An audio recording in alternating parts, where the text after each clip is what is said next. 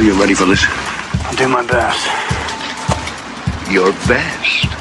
Losers always whine about their best. Winners go home and the prom queen.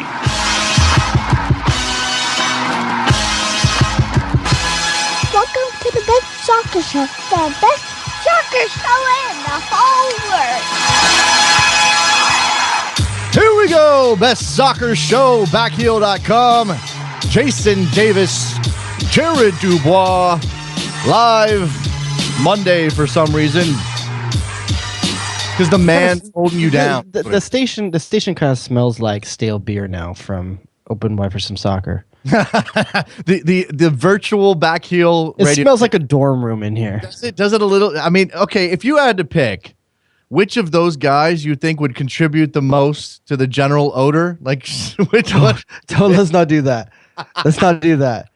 No? Okay. Let's just say there's one guy on that show that I won't name a name, but I'm pretty sure has got to second to third base with a pop superstar.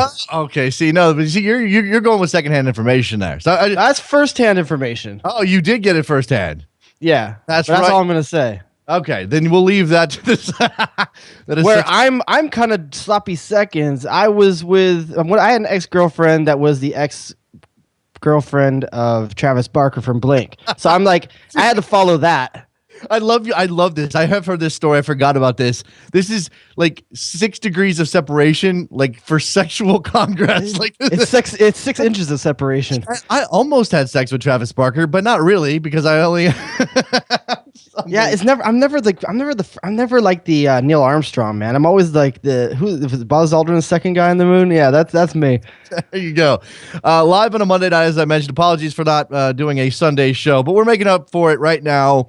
We've got MLS to talk about. We've got some beef in high up in U.S. soccer circles, Jared. Like serious beef. Like, and you look. Wait. Before we get in, can we talk about something we were talking about before we started the show? What, the beer thing? You want to talk about some beer? We're talking about beers. Okay, Now, listen, I'll be first one to tell you. First of all, I worked in a brewery through college, and I don't know anything about beer, and I don't really like beer that much. So you were just on the dock shipping the stuff out? No, I was in the restaurant serving it. Oh, that's not working at a brewery. That's just I worked at a brewery restaurant. I apologize. I should have said it differently. There's a brewery inside the restaurant too, yes. but I mean, right. Well, I was actually talking about this the other day, and I know we'll get to what you want to talk about because the reason this came up is because I'm actually drinking beer, which I never do. As am I, which I rarely do. Yeah, there you go. Which I never do. And I was talking about this with somebody. Remember when brew pubs were like huge? Brew pubs were a thing. Oh, yeah. Rock Bottom was across the country. We got a bunch here in DC. Like Sweetwater Tavern has got their own place. They still make the beer. They still exist, but they've been completely replaced by the microbrewery.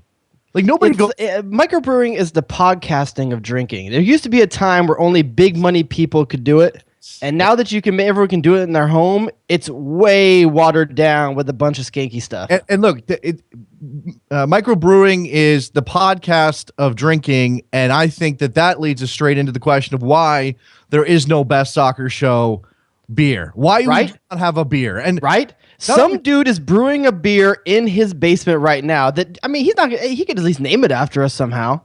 Like should absolutely do that. I don't know. By the way, I was thinking, so the names of best soccer show beers. Okay. I think I have a winner. Okay, what is it? Pick your Pilsen. It's not bad. I mean, let's go ahead and drop it. Either that or it's Pilsen. Well, we can't put that on a label. Come on now. Be practical here. If it's gonna be a Pilsner, or we could go really super vanilla. We can go like best soccer show brown or something like that. But pick your Pilsen more. I enjoy a good pun. I think it's got to be punny, right? And it's got to be related to something that we do here on the show. Like I don't know. We can put this out to the listeners. By the way, phone lines open tonight. What's the phone number again? It's been so long since I've had to say it because we have a new number over at Soccer Morning. This is where having a producer actually helps. 347-756-6276. That's absolutely right. If you got a better name for the best soccer show beer, and or you are a brewmaster of some sort and want to name a beer after us, I'll drink it on the show. 2 questions for you when we talk about the best soccer show beer. Number 1, what should it be called? And really, Pick Your Pilsner is a pretty good name. I think so. I'm open to all options, all possibilities. And number two, what does our beer taste like? What does it have hints of? And what it has to have a duality to it. Does it? It has to have a crisp finish. Do we need a crisp? I think a strong note in like your baritone kind of voice that you have, and a kind of a skunky finish, which I bring to it. So something rich, some rich blank notes. Like normally you would with maybe some chocolate, some rich chocolate notes. I'm not sure I'm pulling off chocolate. I'm not really pulling off. I'll say this: you've pulled off some chocolate in your past. Jesus. I don't even know where I'm going with that one. Rodius. All right. So do you want to talk about mommy and daddy fighting? And I'm borrowing that from Reading Morongi, by the way, who wrote a very good piece at Soccer Gods on the beef between Jurgen Klinsmann and Don Garber, which continues. Well, and now, who's Sunil Gulati then? If that's mommy and daddy, man, I don't know. I mean, I think I don't know if we want to assign roles necessarily here, and I don't even know. Again, I don't know. Maybe he's the marriage counselor. Is he the marriage counselor? Yeah, I guess so. I mean, but a marriage counselor somehow has a vested interest in both of them. I think like it's going to your uncle for counseling or something. Sunil Gulati is in a tough position, but here's what it is. It's the best friend whose buddy married his sister. That's who they're in an awkward position. That's right. You're the best friend of one guy, and you're the brother of the other party, and you have to get in the middle of it because you are tied both ways. Absolutely. Yes, it's definitely something in that regard right there. But at some point, don't you just kind of? Part of me likes that there's at least some kind of thing going out there. Part of me just like, shut up already. Just get over it. Well, okay, but that would be fine. I mean, I would love for them to get over it. But I don't even know who needs to get over something. I don't know who's at fault anymore. I don't know. I don't even remember who casted the first stone. I don't remember who was the more, I would guess, petty one to start. I don't remember anymore. Well, okay. So let's identify the parties involved, and we all know who they are. But let's kind of paint them into their various corners. Jurgen Klinsmann is the guy who just likes to talk, right? And he's got an opinion on everything, and he's got his thoughts, and he thinks American soccer has all this potential, and his way of getting there involves players, the best players, not playing in MLS. That's the base of this argument, right? So then remember you had Don Garber getting testy, lashing out on a conference call. This is what, 6-8 months ago? Saying not even that, I don't think. Oh, the original one. You're right, the original one back in the day.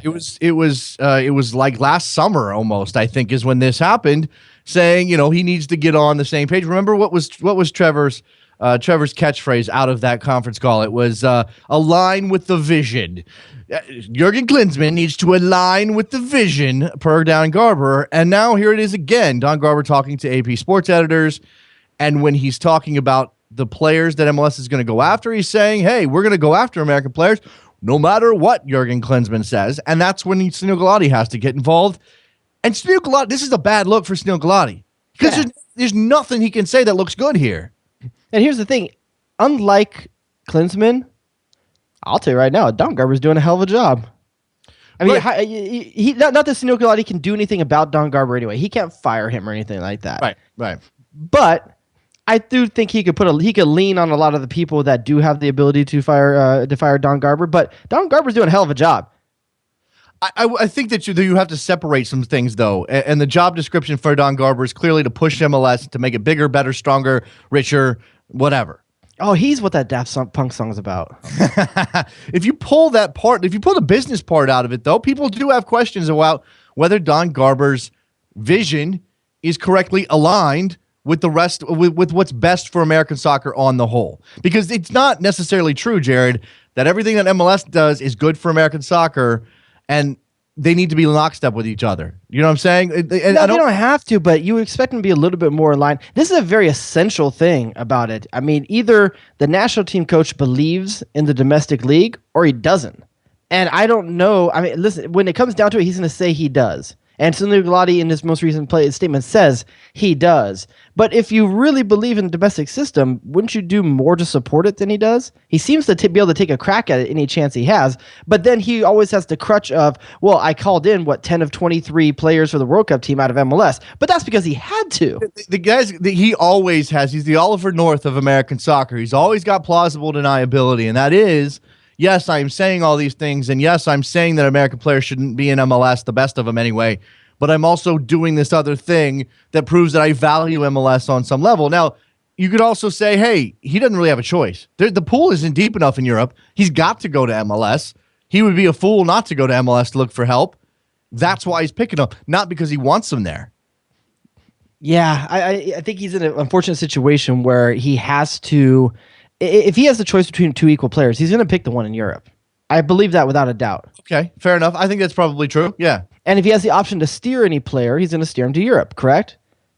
Yes, he's absolutely. So how much of a guy like Jordan Morris not signing with MLS is about school versus not wanting to get caught into a 3-year deal or something like that with the Seattle Sounders? I think that's mostly about school and Jordan Morris and his personality. I don't think that has anything to do with. Do you even think Jordan Morris will go pro once he's done with his degree?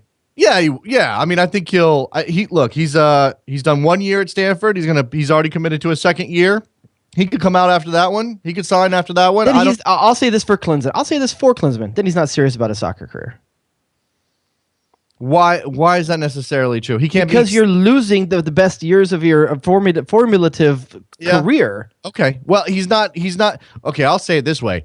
He's not serious about his soccer career in the way that soccer has traditionally pushed careers on players. Is what you're just rephrasing what I'm already saying. But what I'm saying is that certainly under an American context, you can argue that, hey, Jordan Morris is doing the smart thing. He's going to go get his degree at a very good school and he's doing the practical thing. Okay, he's doing the practical thing, but that doesn't mean he doesn't value his soccer. In a country that is eating Landon Donovan alive for not taking opportunities as they came to him along the way, or not sticking out opportunities and backpedaling at every chance he had, how is this U.S. soccer community supposed to rectify this decision? It's a good question. I don't know. I don't know how you turn this into a Jordan Morris discussion. It's a zero risk thing. And listen, I get it. A degree from Stanford will benefit you for the next 50 years of your life. Yeah. But the next 50 years of your life, you may be in a position where you think, what if? And that's a tough place to be. That's very good. But that's why it's up to Jordan Morris, because I can't make the decision for him, and I can't tell him what's more important. I still think I can. It's fair to say he's not serious in the way that most professional players are serious about their career. And that's cool because he has options. I don't know that that's fair to put it on him, because he could be his sincerity about his soccer career could be a 99, but his sincerity about getting a degree is 100. You know what I'm saying? Like, are you really going to cast him in a light of not caring about his soccer career just because he values college that much more? I'm not saying he doesn't care for a soccer career or anything like that. I'm just saying he is not as serious as the average professional has to be, or he's not as hungry for the soccer portion of his career as the other one. He's not as hungry, and part of that is because he's got a safety net at home, and he's got a family and an upbringing that has pushed him into an academic direction, which is good for him. That's great. Congratulations for him. That is fabulous. I mean, I admire that more than it's probably coming across right now. But I'm just saying, if for a professional career, Gyasi Zardes is doing more to nurture that right now than Jordan Morris is. And luckily, he has a coach that for some reason is able to see through the lines and able to take a risk on a guy. But he's also being supported by a coach that is completely hypocritical in his decision making. How did you do this? How did you manage to flip the conversation to Jordan Morris? I got a comment here from Mickey Turner. Sunil is the child having to listen to his parents argue while under the covers in his room. And maybe there's something to that, because this is not a short joke. I promise it's not a short joke. But then the kid comes out and says, "Mommy, Daddy, stop fighting." And I think that's what Marini Morongi was going for. And you look at what Sunil Galati said about, he has to back up his dude. He has to back up Jurgen Klinsmann, because that's his boy. He hired him. He's bought in. He's given the guy the keys to the car. He's letting him control pretty much everything about the national team program. But he's also got to work with Don Garber closely. They share the board of directors for U.S. Soccer. They work very closely together. I don't know. It says, here's a quote. Talking about Klinsmann. He absolutely supports the league and knows it's critical to the national team's development. The success of the U.S. national team is directly linked to the success of MLS. Jurgen knows that. Don knows that. I know that. Let me be real clear. If Don or anyone criticizes the national team or its success, that's inherently saying something about where the league is, and vice versa if you criticize MLS, which is central to our national team. I think that's fair. Okay, I think that's true and it's fair, but it doesn't say anything. So he's not making a point. He's not picking a side. The last person needs opinionated to be opinionated right now is Sunil Gulati, because as soon as he becomes opinionated, he's going to look like he's on one side versus the other. And he can't be that. He has to be neutral for a number of different reasons. But one thing I wish, and I'm sure you're probably reading this from Doug McIntyre's piece right now, because that's where I was reading this originally. And as I'm reading it, the one thing that sticks out in my mind that I can't remember any reporter ever asking or ever getting an answer for, and I wish I could ask Sunil Gulati, is tell me 2 deliverables you've given to Jurgen Klinsmann as a technical director. What are his deliverables? As a person that works in business, I have deliverables every week, every month, every year to basically sustain my job and to justify a raise, justify keeping my job. What are Jurgen Klinsmann's deliverables to Sunil Gulati? It's a good question. You're using from a technical director standpoint, because I don't understand yet what that means in the U.S. Yeah, okay. So we need to find out these things. Deliverables. If you don't work for corporate America, yeah. I mean, just an easy thing. Like, take for example, making the Olympics. That's a deliverable for the technical director. Okay. Cool.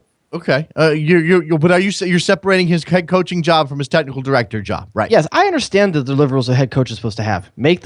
Qualify out of your region, win your local region cup and the Gold Cup, go to the Confederations Cup, and perform well at the World Cup. That's basically the bare minimum deliverables for a U.S. soccer coach right now. But the technical director, that's a new thing. That's something that hasn't existed here before. So I still don't understand what that means.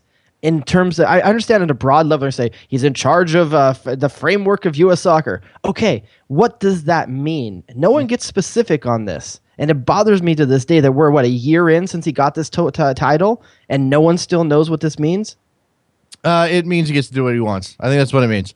347-756-6276 if you want to jump in at any point. I got a couple of responses on the best soccer show beer discussion. The international, hold on a second. I got to find this one. International Friendly Pale Ale. It doesn't mean anything. I don't know what that means. That's from Andy Smith. I like the next one for the alliteration.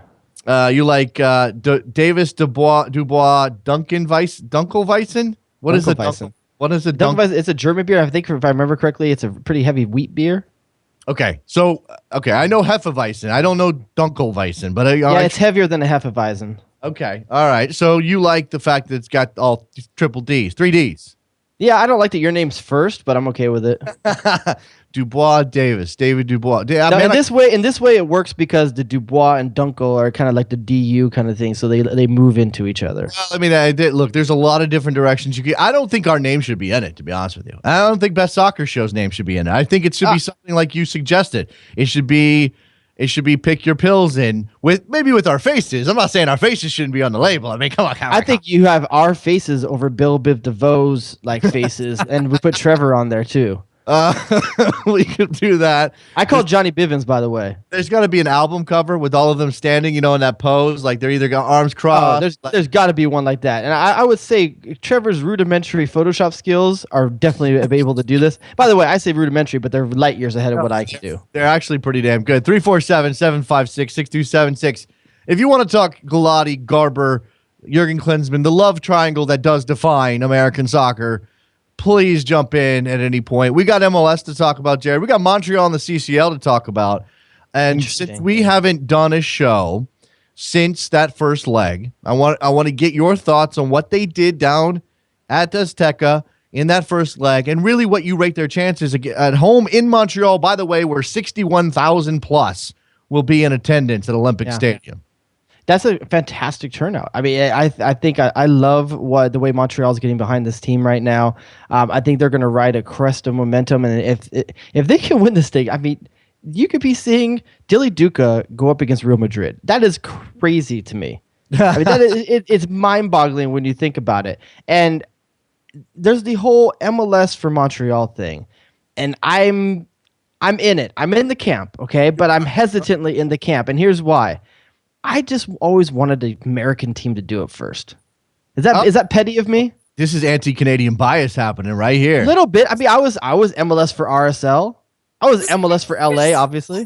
Now, let me just point some things out, okay? A couple of things about Jared DuBois that you may or may not know.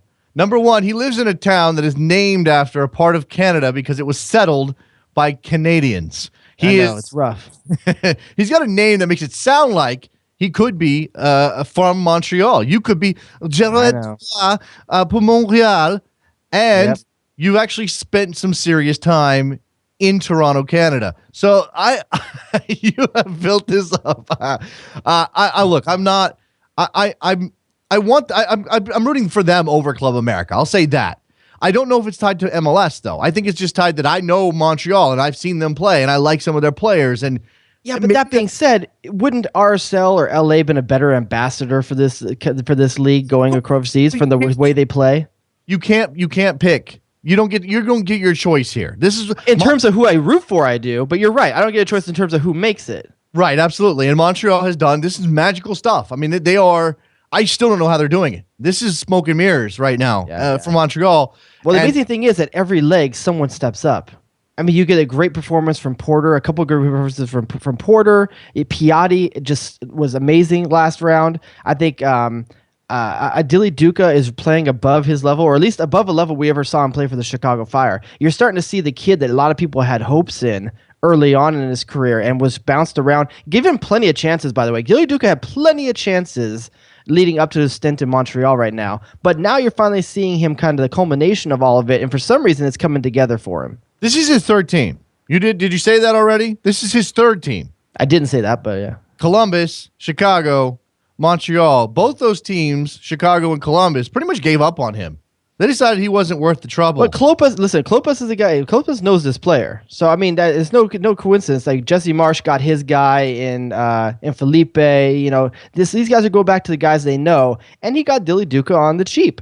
And I think there was a lot of risk involved there. But this isn't a guy I imagine stepping up as being a focal point player for a Champions League team that's in the finals.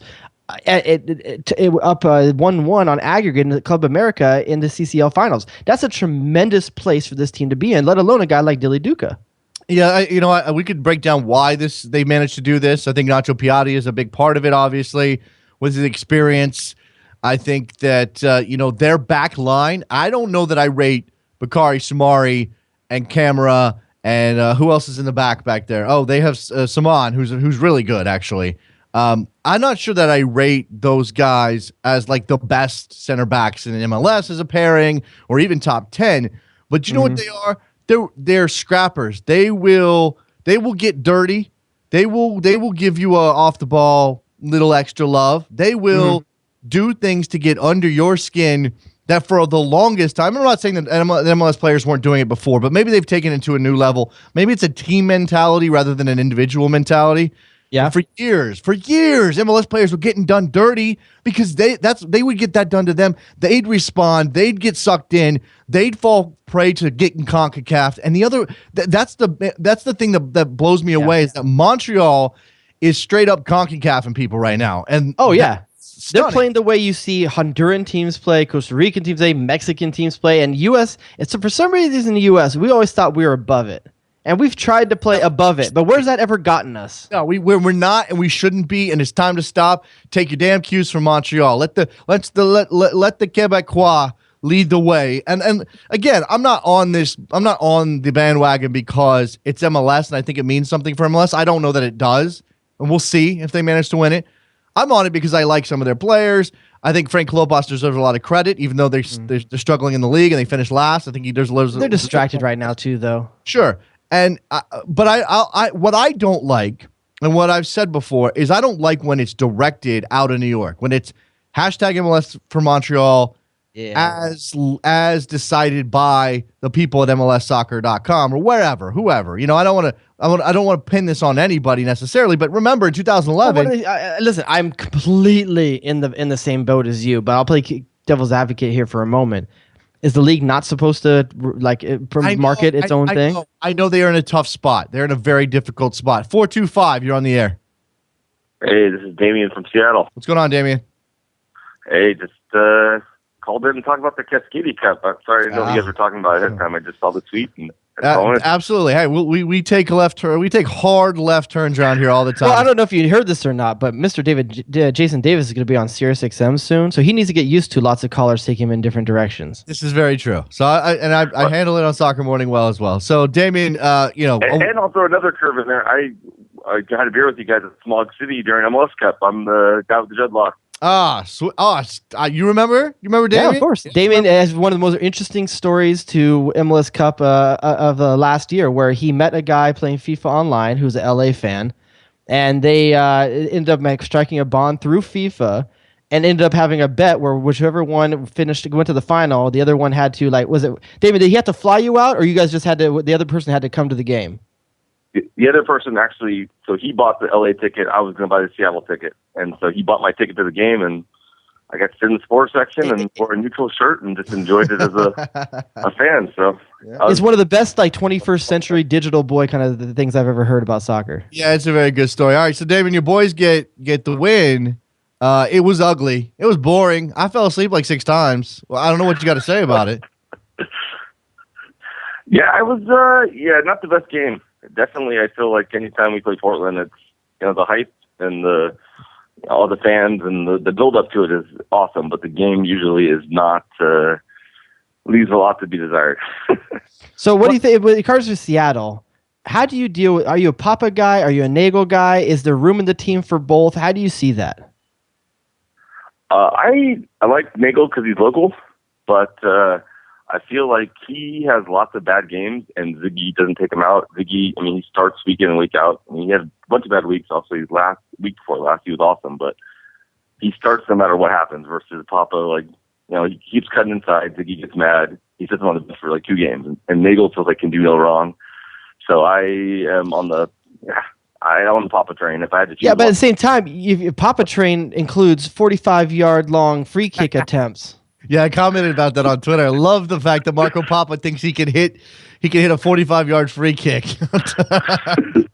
But the thing is, you're full of those guys. Obafemi Martins, he wouldn't hesitate. Clint Dempsey, he wouldn't hesitate. Papa, no. You feel strong. You feel strongly about your team, Damien. Last year was obviously disappointing in terms of the playoffs, but you got that. You got the U.S. Open Cup. You got the Supporter Shield. You feel as strongly about this team right now as you did last year. And look, obviously injuries have been an issue too. Yeah, at this point, I feel decent. It's more of the other people I feel like have been making moves that I'm happy that LA is obviously, they lost Donovan, and that makes things a lot easier for us. Hater. And obviously, I think Portland is even worse than they were last year. And if they were going to do something, it was last year. So Seattle right now actually has the highest points per game in the entire West, and with a game in hand, could easily tie Vancouver on 16 points. They're not in a bad position. Yeah, and I feel like while there's more tougher teams, I feel like no one has excelled enough that we need to be too worried. So, but the only thing I would say, the reason to be a little bit worried is that they haven't looked as strong as they did down the stretch last season. And you don't have any reinforcements coming where the LAs and the New Yorks can point to Gerrard and Lampard. Reinforcements coming. This is who you got. Do you feel comfortable that this is the team that can get you to the final when it's basically the same team that sputtered down the stretch last season? We got to make a summer signing. I feel like, it's enough for now, but we got to do something. Hopefully not in center back. I'm hoping Evans works out, but it's not. We didn't do that much in the offseason. And I realized we were good enough, but everyone else, I feel like everyone else stepped up their game, and the gap is smaller, but it's still got maybe an edge. Again, minus Donovan with LA, and we'll see what happens with Stevie. Most late season signings the first year for DPs, historically, without having a full season under the belt, even Oba aren't that good. So I'm hoping this is our year, just based on the late signing DPs not making too much of an impact. So, or enough of an impact to win the cup. Right. I appreciate the phone call, Damien. Thanks for listening, man. And good seeing you last year. Hopefully, we'll run into you in the future. Yeah. Hey, thanks for having me, guys. Have a good one. Damien up in Seattle talking about his boys, the Sounders, who beat Portland. Jared, I mentioned that game was boring. It took about 80 minutes for that game to jump off at all. I hate watching I know they take this hard up there. I hate watching games on the Seattle turf. It's Super Bowl soccer. I don't like the Super Bowl bouncing all over the place. I think that has a major impact on things. But at the same time, it doesn't bother me in Portland. It's a different turf. You can tell it's a different turf. It doesn't look the same way. Yeah, there's something else that worked. And they got that big. It looks like somebody held a tractor pull on the flanks up in Seattle. Do you know what I'm talking about? Like there's this big swaths that just look like somebody has. I didn't happen to notice. Okay, well they're these big wide swaths that look like somebody's been dragging something across the turf, and so it's ugly turf, it's ugly game. And you know what? Alexi said something. I don't know how you felt about this. I mean, it's hard. I haven't been to a game in Seattle, so I can't judge it on that level. I'll be going in 4 weeks. Okay, you're going in a month. He said it seemed more subdued. Like for a Cascadia game, for Portland to Seattle, it felt more subdued and maybe robotic. I wonder then if it's the environment that's actually different, or are we just finally getting used to it so it doesn't seem nearly as jarring and impressive? Maybe. I think that there's also something to be said with the fact that these teams play each other. You know, Alexi chalked it up to being early in the year.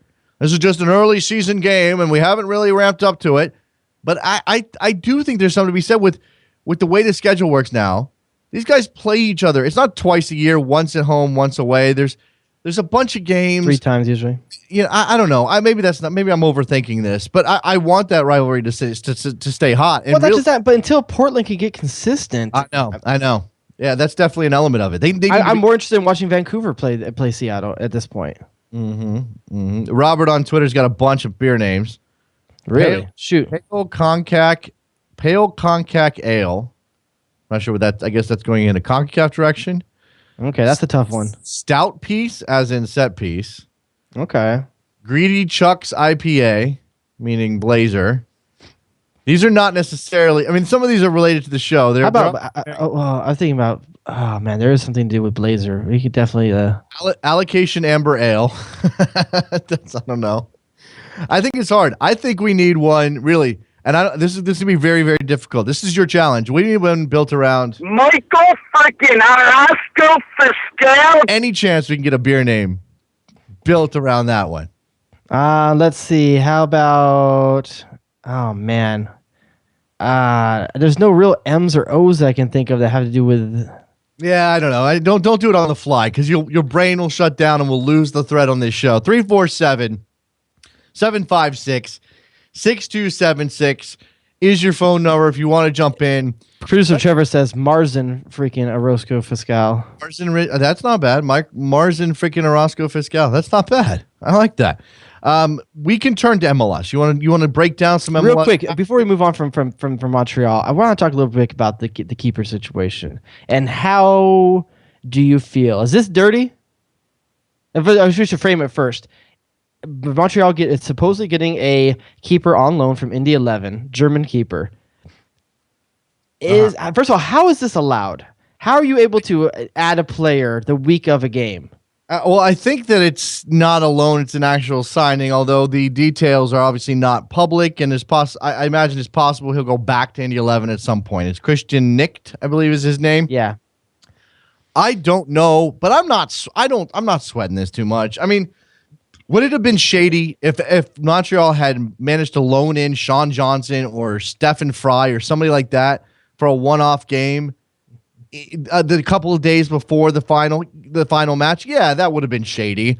I wouldn't have felt good about it. Mm-hmm. This one, I'm not. I don't have an issue with this. I really don't. I mean, I don't know because of the name.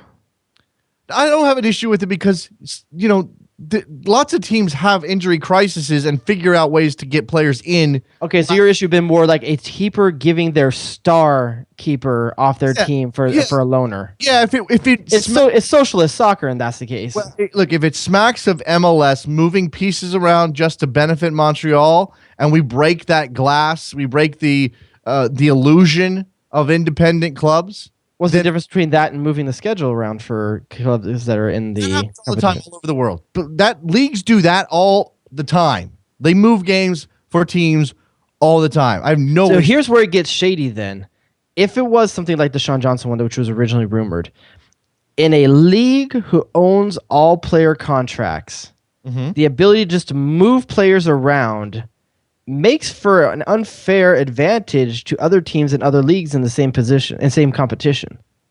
You're okay. You're saying MLS teams would therefore have an advantage because They own the rights to all their team. Why not just make a super team every time a team goes in the finals? That's why I would have felt weird about it. I mean, clearly you can't bring in a bunch of players. You're changing the fundamental makeup of the team. And this is remember, this is one game, and this is facilitated by the fact that Evan Bush is suspended, and I think they've got an injury. Oh no, I'm sorry, Eric Kronberg is cap tied. So they're sort of just in a bad spot. I'm not saying that everything about this is above board. I just don't know what to be upset about. Like, I don't know. Explain to me, what should I be upset about with Christian Nick? Now it's the keeper from Indy 11. I agree with you. There is a little bit. I'm not nearly as, I think it's nearly shady or in a big foul of mood as I was when I heard originally Sean Johnson was going to be going up there. So yes, you're right. They made a deal for a keeper. I'm surprised that you can add a player this late into the competition. There are pool keepers at the league's disposal too. They chose not to go with a pool keeper in this regard. So I don't have an issue with it, but I think it does open up the little bit of a window that it's kind of weird in a league where all player rights are owned by the league that you can do things like this potentially. What's to stop them from getting Clint Dempsey? Because they don't need Clint Dempsey. Because why? They don't have. First of all, because you'd rather go with Dominic Oduro? No, in this case, because regardless of whether or not the league owns all the contracts and could really push things around if they wanted to, and it didn't happen. I mean, let's just say this: it didn't happen. The league did not step aside and allow Montreal to grab a Sean Johnson or anybody else from the league, from inside MLS. Montreal went outside MLS to get Christian Nick, by the way, who has been on loan with the Impact before. So this they have a previous relationship with this player. I don't know what to be mad about here. I really don't know what to be mad about.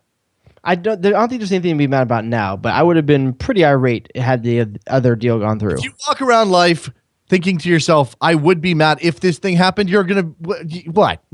I don't know. Have you not ever watched like George Costanza on like Seinfeld? Like, these people exist, and I'm borderline one of them. So yes, I know. Look, I know the rumor was legit. I mean, the rumor came from sources who from outlets who typically have good sources and know what they're talking about. So that's why we're talking about that possibility at all. And again, if it had happened, it would have seemed shady, super shady. But especially if he started. I mean, I guess there's still even a question over whether. Let's not assume that Nick is going to be the starter. I don't know that that's the case. I think they got a young Canadian keeper. I don't know what they're going to do. I don't know what Columbus is going to do. Let's get to the question of whether they can actually win this thing, Jared. Wednesday night. They don't have to win the thing, which is good. They can tie it. At a 0-0 draw, they go through. I know what you mean. I was going two different directions with it. Okay. All right. There you go. All right. I think as long as Nigel Reo-Coker and Callum Malice can control that midfield, they have a chance. And okay. I think they did a fantastic job of it over the last few games. I think Nigel Reo-Coker has found a second wind. He's a guy not intimidated by the atmospheres that he's been playing in. He's got a great track record. I didn't think he had this kind of stuff still in the gas tank after watching him play for Vancouver over the last couple of years. Callum Malice, I think, has been a diamond in the rough that they found there. A diamond in the rough after diamond in the rough, by the way, that Montreal has been unearthing down the stretch right now. So I think if the young buck and the old veteran can combine for one more game, they have a chance. But you've seen what America does when they really want a result. I mean, just watch what they did in Costa Rica. Yeah. No, they did that at home. At home against Costa Rica. I apologize. Right, but that's the dynamic here. That's the difference. It was put to me by Eddie in Brooklyn. He said, "What, you think Club America is going to be afraid of that environment in Montreal on the turf?" And no, of course not. But that's not. But like all Mexicans these days, they're afraid of expectations. Oh my God! Are you? Jay Rodius. Look at that Mexican team down the stretch of the World Cup qualifying. Okay, but they went to the World Cup and performed pretty well. Was that because they had no expectations? Is that what you're saying? I think eventually, once they got past that result in New Zealand, now they had a well of positive emotions going into it, and they ride whatever emotion is in the fan base. You're painting all of absolutely, and I'll do the same thing with Canadians. Very broad brush, and yeah. So I think that look, is Club America capable of just housing Montreal in Montreal? Yeah, they are. Yes. They are. They have the talent to do so. I don't think it's going to happen. I think it's going to be tight. I think it's going to be. It comes down to the first 20 minutes, man. It really comes down to the first 20 minutes. America's going to come out blazing. Okay, but this is Montreal's patch of dirt. So Montreal gets stuck in. Now you got to be careful. Clearly, you don't want to be getting guys sent off and the like. Montreal gets stuck in, and that's what I think. If I'm Frankie Klopas, that's what I say to my team. Like, don't be afraid to get a foot in. Don't be afraid to give a little extra on a 50-50 shoulder charge. Don't be afraid to maybe slip that elbow up. I don't know. I mean, you don't want to be so blatant that the referee has no choice. But he's going to be, again, the referee's in front of 60,000 partisan Quebecois. He's going to be feeling the pressure to go for the home team, just like all referees do. I'm not even saying that he's wrong to do so.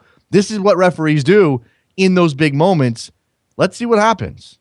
I'd also say this team is really embodying their coach in Frank Klopas. I mean, they get down and dirty kind of way that they're playing. That's how Frank Klopas, that's how I remember him when he was with the Chicago Fire. And it's funny, Frank Klopas is coaching this team like he's on the Celebrity Apprentice. He's calling in every favor he owns. He's calling Peter Wilt and saying, hey, can I get a keeper?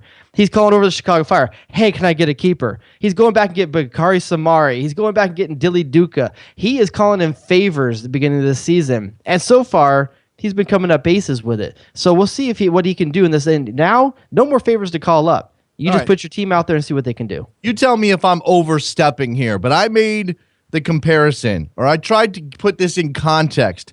If this wasn't CONCACAF Champions League, a competition that gets very little attention outside of our little soccer bubble that we live in, we talk about, if this was some other sport, if this was some other competition, would this not be up there with some of the greatest tournament runs in the history of anything in North America?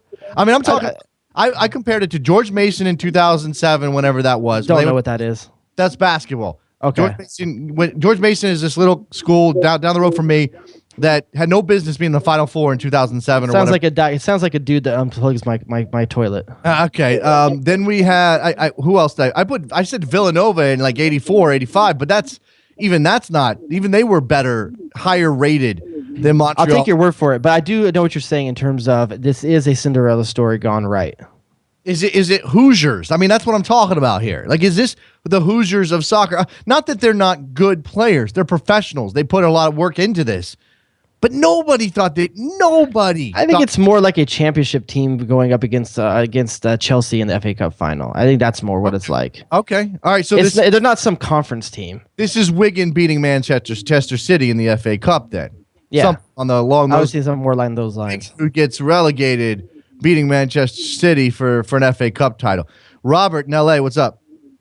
Hey guys, how's it going? It's going well, my friend. Hey, first of all, Jason, you were reading my beer name. I did or I didn't? You did, and you kind of you said like one of them you were like kind of stuttering. I just wanted to you got like let it roll off the tongue. The Pale Conca Ale. Oh, okay. I see. Pale Conca. Oh, Pale Conca. Okay, I get it now. Is Robert also put in the Stone Garber Pilsner? Yes, I did, and I sent you another one. I'm trying here.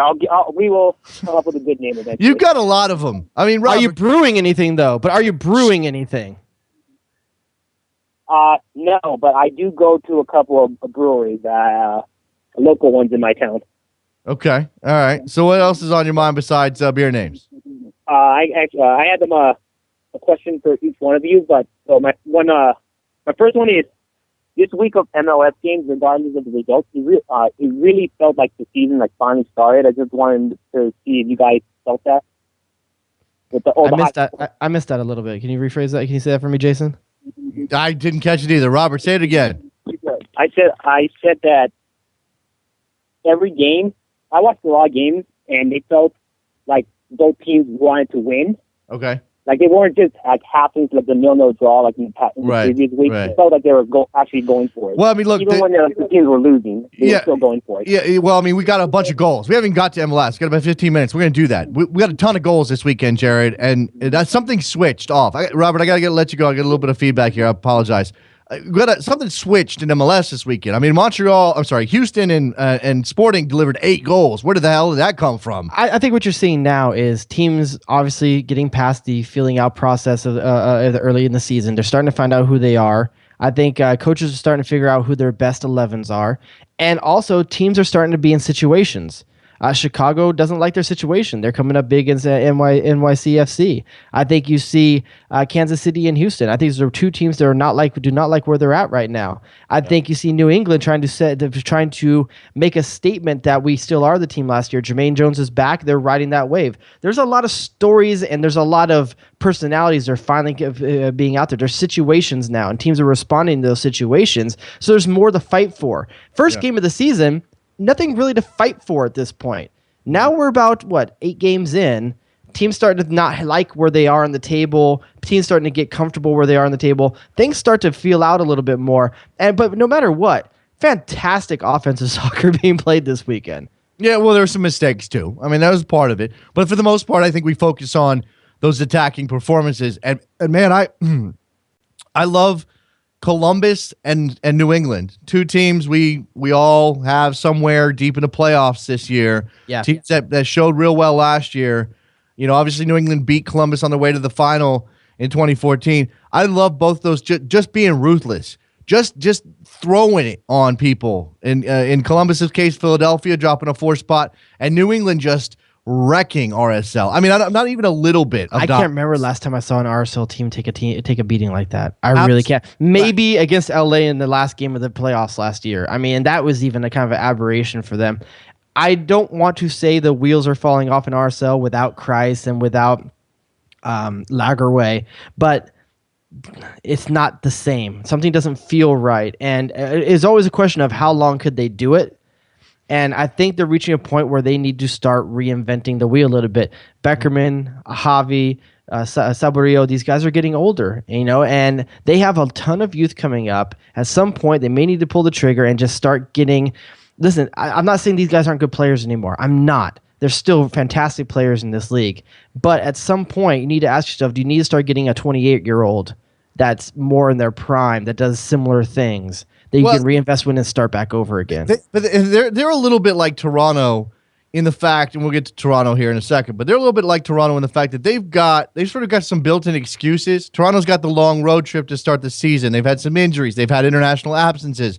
And RSL can kind of point to some international absences and definitely some injuries. Chris Schuler just had surgery. Chris Schuler can't stay healthy. You got Joao Plata. You're waiting on Joao Plata, who is a game-changing player. It could very well be for RSL, and they've been maintaining. They haven't been a disaster, but they haven't been good.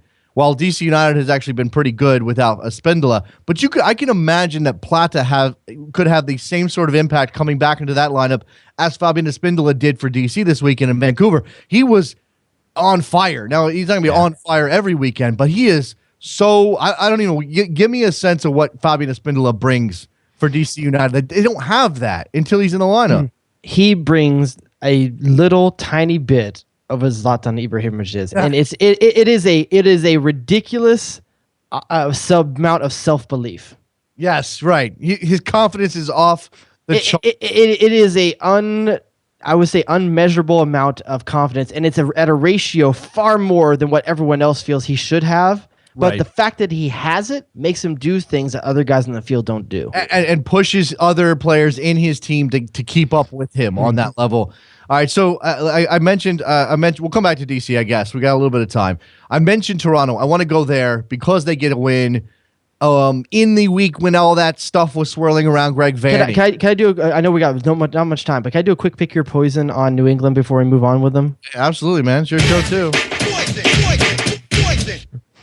If you're Jay Heaps, listen, they got a ton of talent on that team right now. Who do you start? Are you going to do Teal Bunbury in midfield or Kellen Rowe?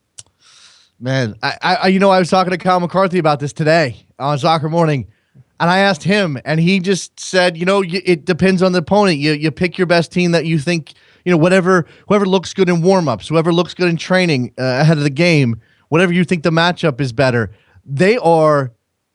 I would go with Kellen Rowe. I like Kellen Rowe a lot, but I don't know how you go wrong with Teal Bunbury, who's been playing fantastic soccer, setting up goals, scoring goals.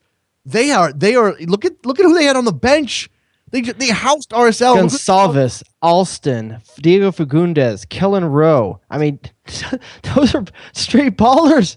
I know. It's not fair. Look at what they did. And what do you even do? Do you trade him? What, to get more talent that's going to sit your bench? Yeah, I don't know. I don't know that they can keep Fagundes forever. I think he's probably on his way out the door, probably overseas at some point in the near future. I'll be interested to see if Juan Agudelo and Charlie Davies can be a starting tandem consistently in this league. I think that means you're going to play two small, faster guys.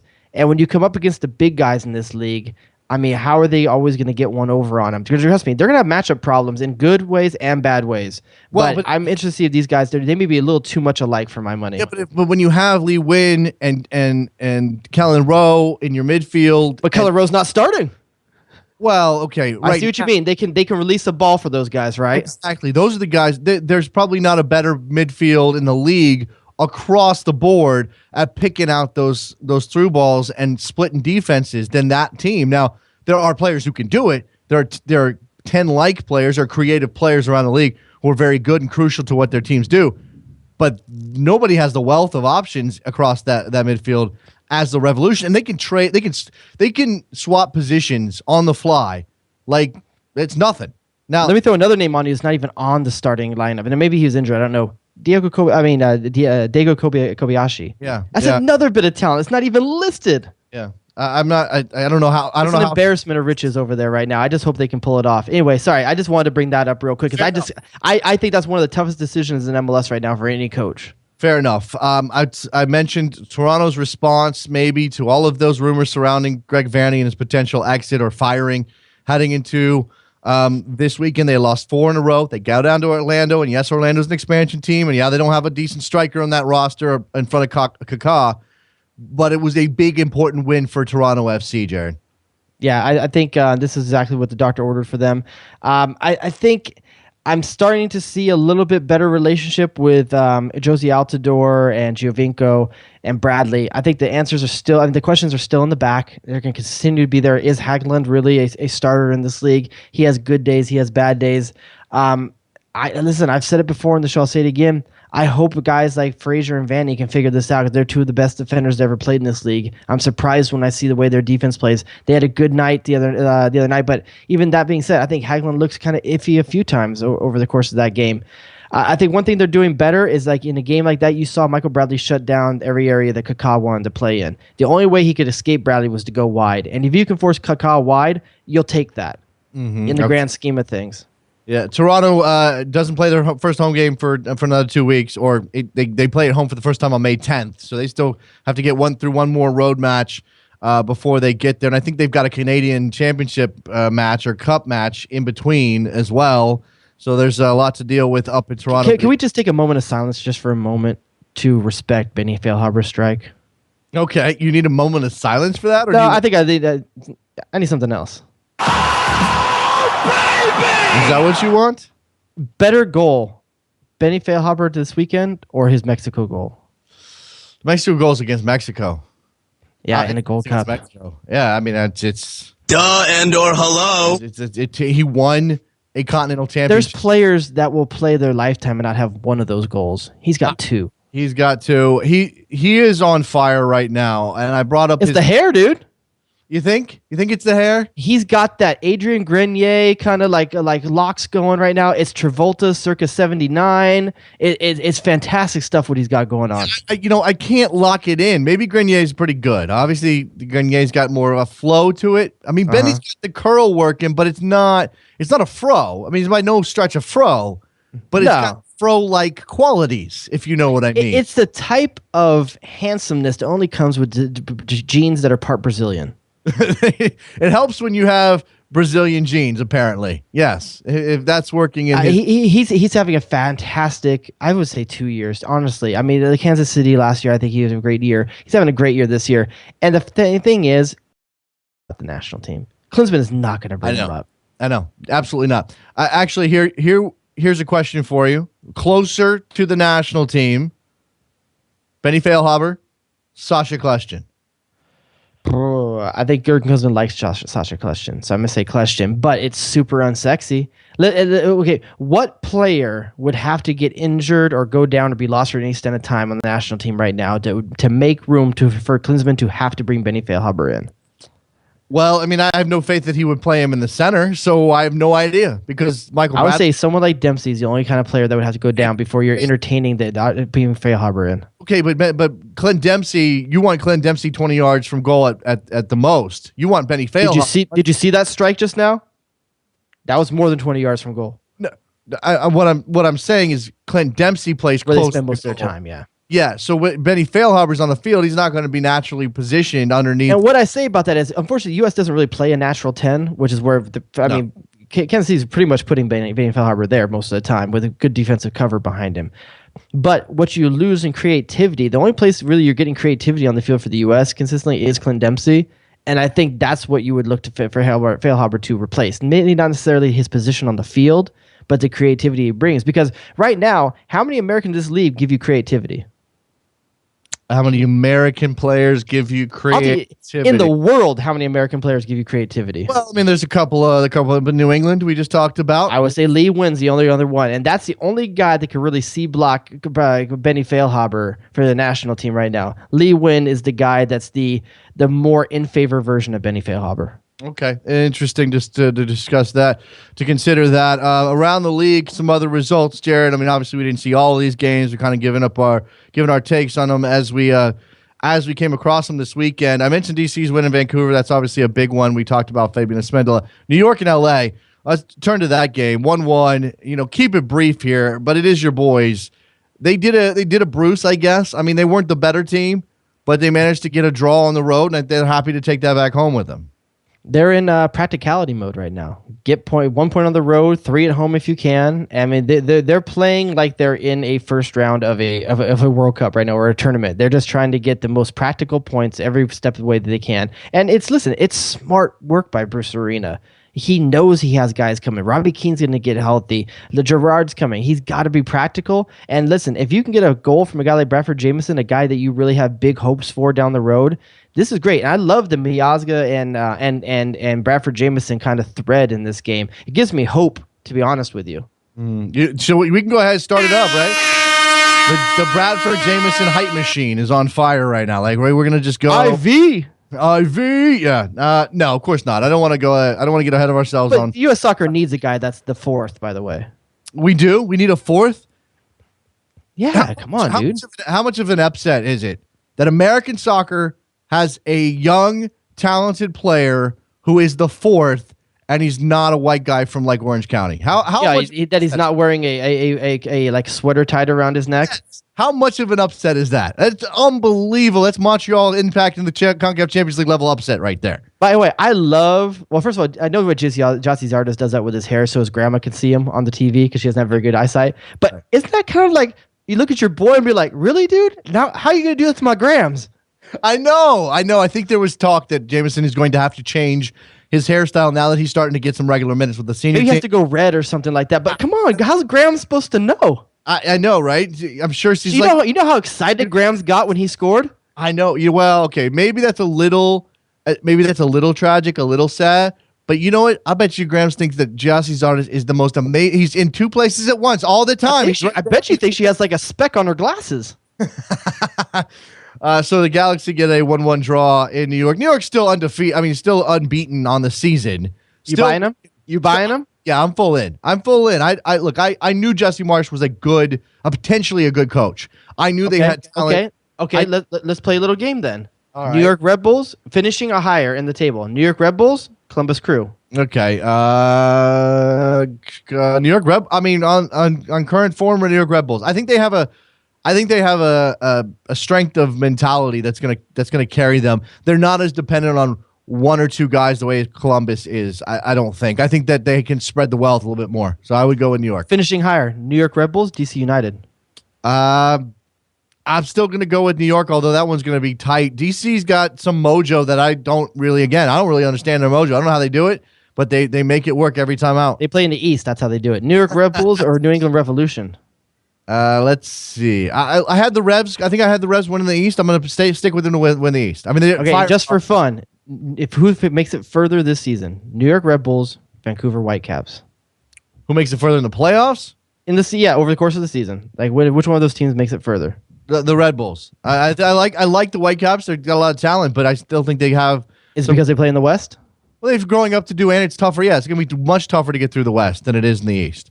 That's obvious. I mean, let's not be unfair to the fact that the Eastern Conference does have New England, Columbus, DC, who again, whether or not you doubt their overall quality, knows how to play and has Fabian Spindola back. By the way, the two teams, and I know as you're going to throw this out, they play in the East. The two teams with the best points per game so far, because everybody's on a little bit of different games played, are New York and DC. No, the best teams with best points per game are Seattle and Vancouver. I might have checked this before Seattle's win last night. It might have been Saturday you checked it, not Sunday. Okay. But Vancouver's still up there? Vancouver is at 1.78, and Seattle's leading the league at 1.86. New York Red Bulls. Oh, I apologize. DC United and New York are 2. I apologize. Sorry about that. You do not do that. So you can't do that to me. I knew I was right on this. You completely convinced. It was fun for a second, though. Right.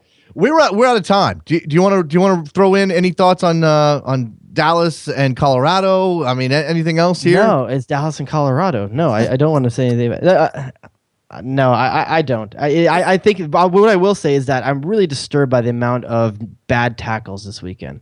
There's some really, really bad tackles this weekend that probably should have had a lot of red cards, and I'm worried what that means for our league if we keep seeing that week after week and not punished.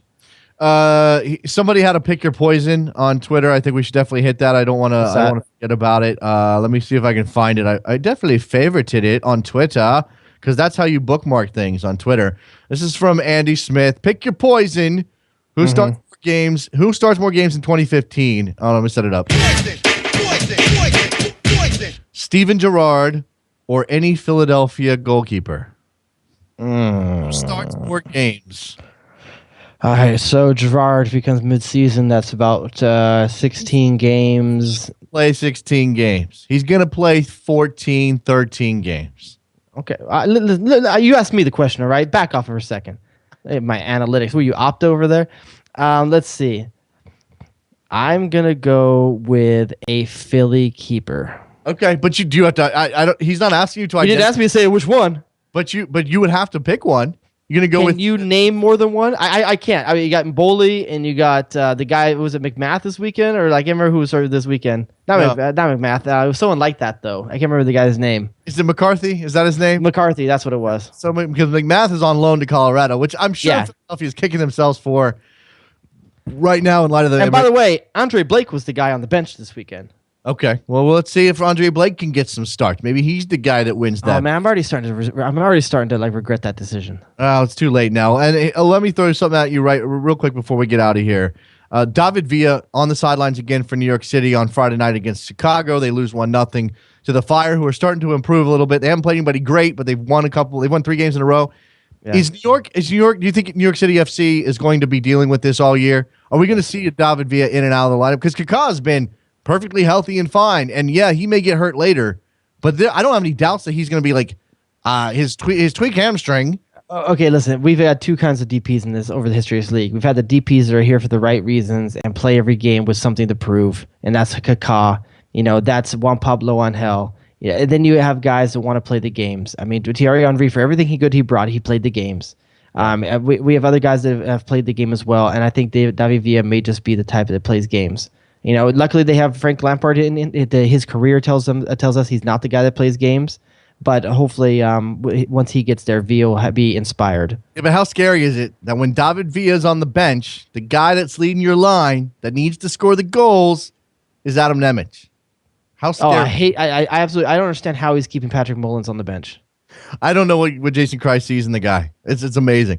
All right, that's going to do it for us on a Monday night, a special edition of Best Soccer Show for reasons of rescheduling. Make sure you go to backheel.com/store.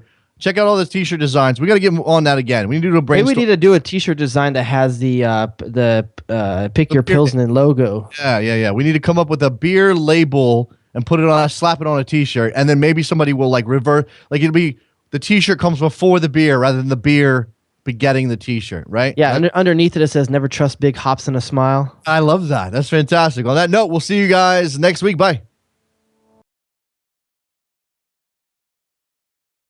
Oh, it's incredible! Danger zone!